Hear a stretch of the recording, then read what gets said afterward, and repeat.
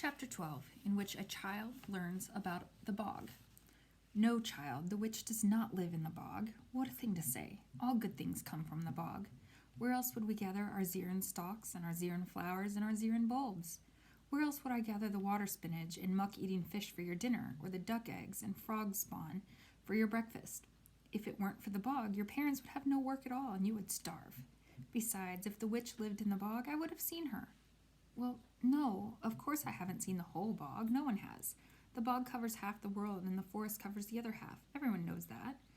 But if the witch was in the bog, I would have seen the waters ripple with her cursed footsteps. I would have heard the reeds whisper her name. If the witch was in the bog, it would cough her out, the way a dying man coughs out his life. Besides, the bog loves us. It has always loved us. It is from the bog that the world was made. Each mountain, each tree, each rock and animal and skittering insect, even the wind was dreamed by the bog. Oh, of course you know this story. Everyone knows this story. Fine, I will tell it if you must hear it one more time. In the beginning there was only bog, and bog, and bog. There were no people, there were no fish, there were no birds or beasts or mountains or forest or sky. The bog was everything, and everything was the bog. The muck of the bog ran from one edge of reality to the other. It curved and warbled through time. There were no words, there was no learning, there was no music or poetry or thought. There was just the sigh of the bog and the quake of the bog and the endless rustle of the reeds. But the bog was lonely. It wanted eyes with which to see the world. It wanted a strong back with which to carry itself from place to place. It wanted legs to walk and hands to touch and a mouth that could sing.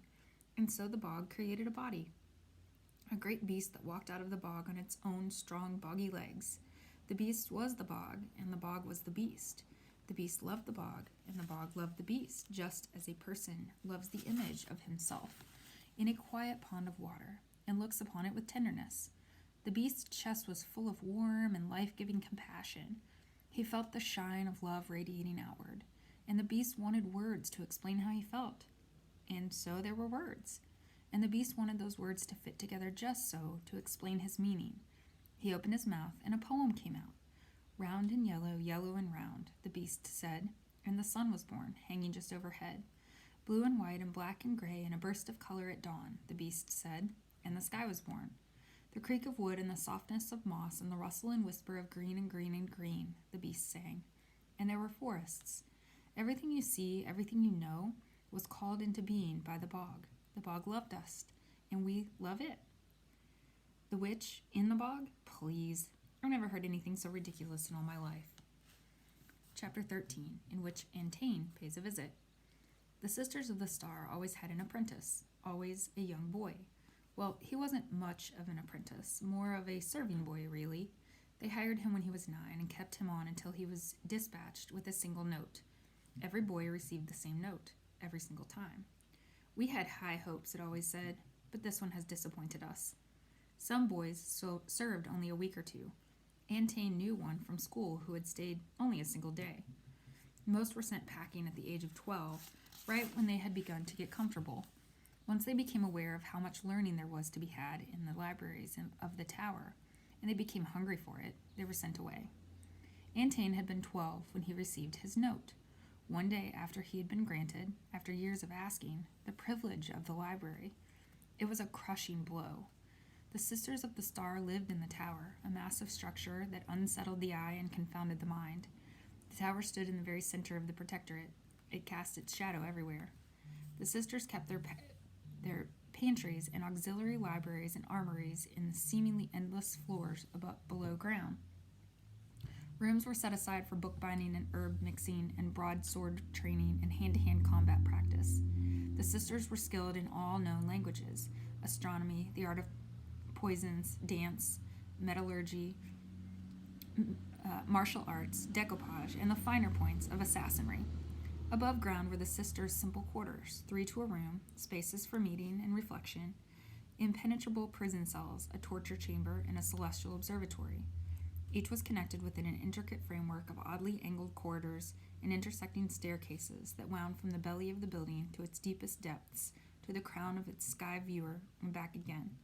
If anyone was foolish enough to enter without permission, he might wander for days without finding an exit. During his years in the tower, Antain could hear the sisters' grunts in the practice rooms and he could hear the occasional weeping from the prison rooms and torture chamber, and he could hear the sisters engaged in heated discussions about the science of stars and the alchemical makeup of Zirin bulbs, or the meaning of a particularly controversial poem. He could hear the sisters singing as they pounded flour or boiled down herbs or sharpened their knives. He learned how to take dictation, clean a privy, set a table, serve an excellent luncheon, and master the fine art of bread slicing. He learned the requirements for an excellent pot of tea and the finer points of sandwich making, and how to stand very still in the corner of a room and listen to a conversation, memorizing every detail without ever letting the speakers notice that you were present. The sisters often praised him during this time in the tower, complimenting his penmanship or his swiftness or his polite demeanor. But it wasn't enough. Not really. The more he learned, the more he knew what more there was to learn. There were deep pools of knowledge in the dusty volumes quietly shelved in the libraries, and Antaine thirsted for all of them. But he wasn't allowed to drink.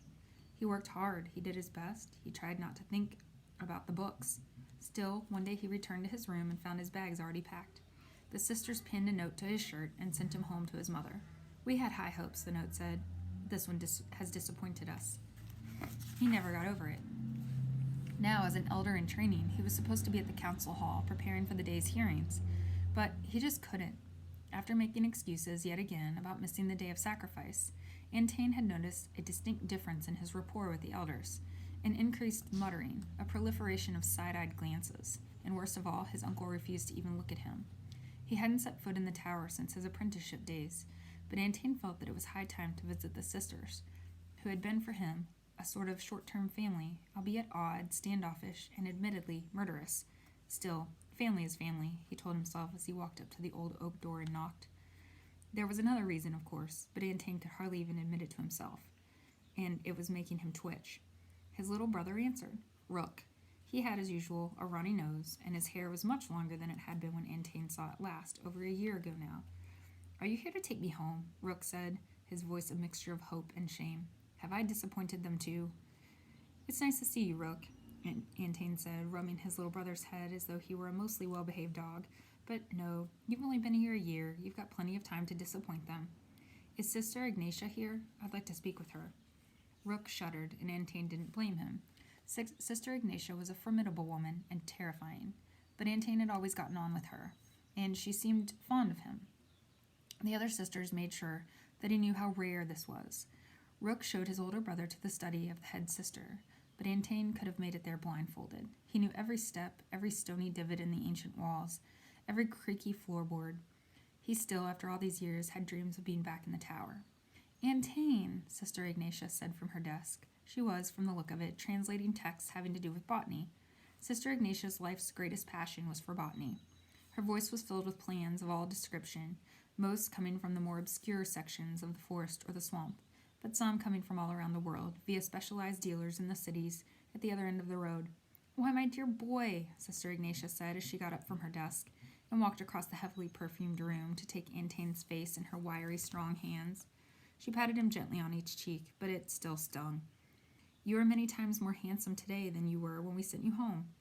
"Thank you, Sister," Antaine said, feeling a familiar stab of shame just thinking of that awful day when he left the tower with a note.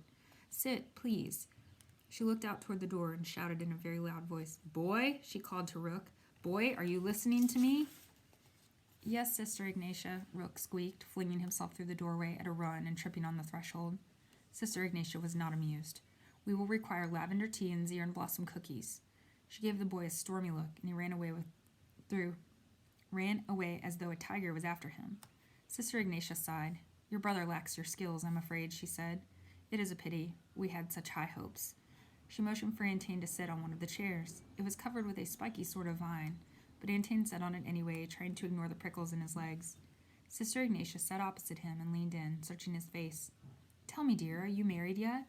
"No, ma'am," Antaine said, blushing. "I'm a bit young yet." Sister Ignatia clucked her tongue. "But you are sweet on someone, I can tell. You can hide nothing from me, dear boy. Don't even try."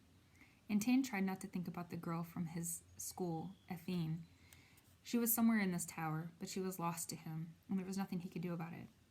"My duties with the council don't leave me much time," he said evasively, which was true. Of course, she said with a wave of her hand. "The council." It seemed to Aunt Tane that she said the word with a little bit of a sneer in her voice, but then she